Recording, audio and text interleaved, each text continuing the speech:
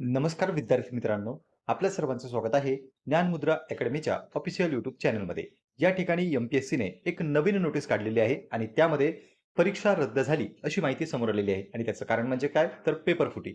या ठिकाणी आपण संपूर्ण माहिती जाणून घेणार आहोत आणि एम-पी-एस-सीची नोटीस सुद्धा पाहणार आहोत, कारण की सर्व विद्यार्थ्यांसाठी ही अत्यंत महत्त्वाची अपडेट आहे.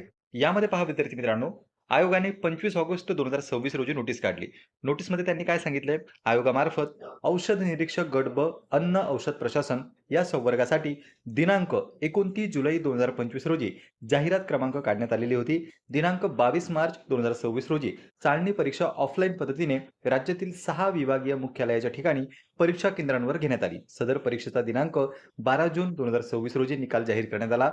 चाळणी परीक्षेअंती मुलाखतीकरिता 506 इतके उमेदवार पात्र ठरले. त्यापैकी 488 उमेदवारांच्या मुलाखती दिनांक 1 जुलै 2026 रोजी 22 जुलै 2026 या कालावधीमध्ये घेण्यात आला. म्हणजे 1 जुलै ते 22 जुलै या दरम्यान त्यांच्या जे काही इंटरव्ह्यू आहेत ते कंडक्ट करण्यात आले.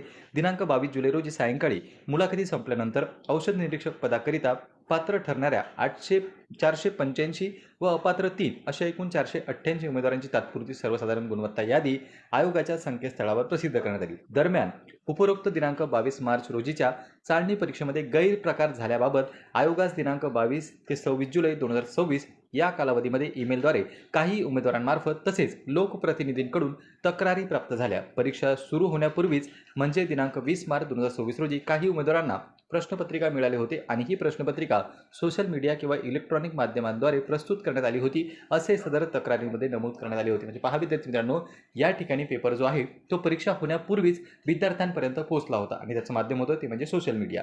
या ठिकाणी विद्यार्थ्यांनी आयोगाच्या लक्षात आणून दिलं. आयोगाच्या स्वतः लक्षात आलं का? तर नाही. विद्यार्थ्यांना तक्रारी कराव्या लागल्या, लोकप्रतिनिधींना तक्रारी कराव्या लागल्या आणि त्यानंतर आयोगाने या ठिकाणी मान्य केलेलं आहे की आमचा पेपर हा आधीच प्रसिद्ध झालेला होता किंवा विद्यार्थ्यांपर्यंत पोहोचला होता.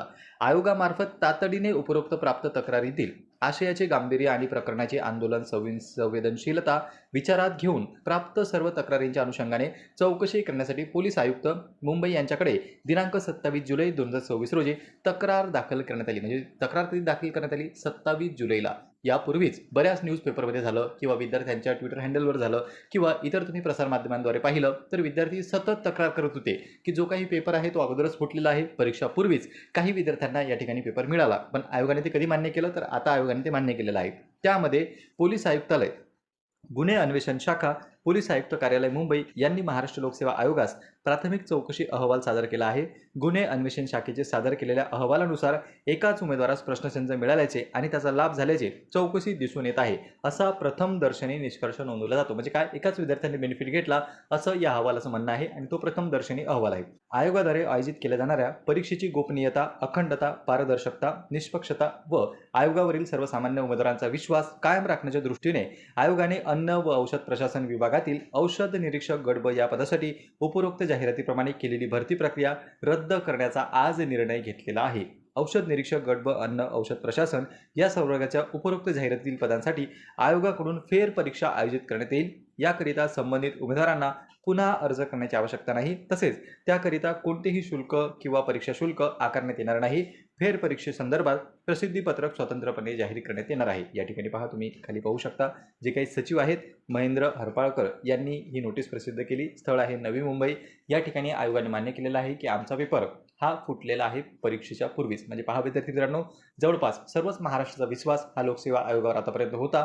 मात्र ही पहिली घटना आपल्या समोर आलेली आहे आणि या ठिकाणी जो अहवाल आहे अहवालामध्ये असं सांगण्यात येतं की एकाच विद्यार्थ्यांनी बेनिफिट घेतला. पण महत्त्वाचं हे आहे की पेपर फुटला तो तर त्यांनी मान्य केलेला आहे आणि परीक्षा आम्ही पुन्हा घेऊ ही सुद्धा त्यांनी मान्य केलं आहे.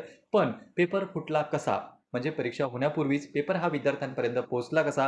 त्याच्यामागे कोणती यंत्रणा आहे, नेमकं काय त्रुटी आहे ते शोधून काढणं गरजेचं आहे. कारण की हे पहिल्यांदा झालं आणि आता पुन्हा याचं रिपिटेशन होणार नाही याची गॅरंटी आहे का? तर नाही. त्यामुळे पेपर का फुटला, कसा फुटला, त्याच्या पाठीमागे कोण आहे याची चौकशी होणं गरजेचं आहे, ना की परीक्षा रद्द करून पुन्हा परीक्षा घेणं. म्हणजे हा तर उपाय आहेच त्याच्यावर की ती परीक्षा रद्द करून पुन्हा घेऊ, पण पुन्हा असा प्रकार घडला तर काय आणि नेमकं याच्या पाठीमागे कोण आहे ते चेहरे किंवा ते व्यक्ती समोर येणं गरजेचे आहे की कोणाद्वारे हा पेपर फोडण्यात आला किंवा प्रश्नपत्रिका परीक्षेपूर्वीच बाहेर आली तरी कशी? कारण पेपर हा आयोगाकडे असतो आणि जर तो बाहेर आला तर त्यामध्ये कोण सामील असू शकतं हे सामान्य माणसाला सुद्धा यामध्ये स्पष्टता स्पष्टता दिसून येते. तर पहा विद्यार्थी मित्रांनो, आता यावर जे काही MPSCचे अध्यक्ष आहे किंवा सचिव आहेत ते जबाबदारी घेतील काय आणि चौकशी अंती काय निर्णय येतो तो आपल्याला भविष्यात समजणारच आहे. सध्या मात्र एवढं निश्चित की भरती परीक्षा जी आहे पेपर फुटला हे आयोगाने मान्य केलं. दुसरं म्हणजे काय तर परीक्षा रद्द केली आणि तिसरं आम्ही पुन्हा फेरपरीक्षा घेऊ असं या नोटीसमधून आयोगाने स्पष्ट केलेलं आहे. तुम्हाला याबद्दल काय वाटतंय? तुम्ही फॉर्म भरला होता का किंवा इतर तुम्ही MPSCच्या परीक्षेचा फॉर्म भरलाय का? कमेंट बॉक्समध्ये कमेंट करून सांगा. पुन्हा भेटूया आपण नवीन अपडेटसोबत. नमस्कार.